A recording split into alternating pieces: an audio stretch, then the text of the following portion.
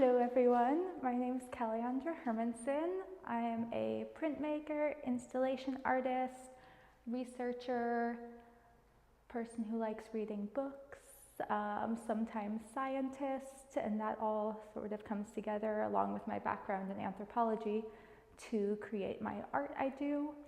I have my MFA in printmaking from the University of New Mexico, and a few years ago I moved to this side of the country, and I live in Baltimore. And this show is my first solo show in the Baltimore, DC metro area, so I'm really excited about it.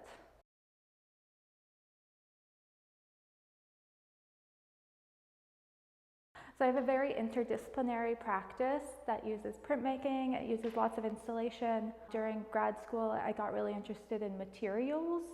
So I think a lot about the materials I'm using and where I'm getting them from. And in grad school, there was a free table in the biology building that I would go past all the time. And so that introduced a lot of found scientific materials into my work. So you can see flasks and slides, even graph paper, all really became a part of my practice because of that free table. And because I am a printmaker in training, prints are always an element of my work, but I also am interested in expanding beyond the paper and onto the walls and sort of moving into installation and how I can manipulate a space and how I can expand beyond the borders of a piece of paper.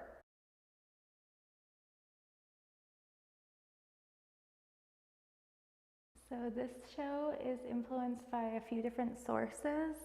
I've been getting really interested in natural history and the relationship between the history of science and the history of printmaking, since a lot of early scientific illustration relied on printmaking to be disseminated. So that's kind of the basis of this show. It's influenced by Darwin. It's influenced by an early 16th century scientist named Nehemiah Grew.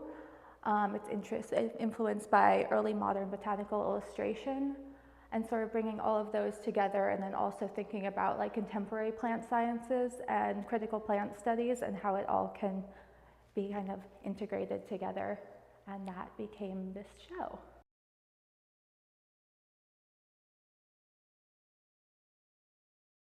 So coming into the show, I feel like I want viewers to think about patterns, as the title would suggest, and also the relationship between all the various pieces. So if you look carefully, you can see that there's a lot of interrelationship and repetition of the patterns, or permutations and patterns. And then I also have my little collaborative library as a part that's interactive. So you can come in, you can look at books, you can think about what this inspires you to think about. You can add suggestions. I want this to be kind of a really dynamic and collaborative addition to the space. And so just come in and think about how plants are cool, and history is cool, and natural history is cool.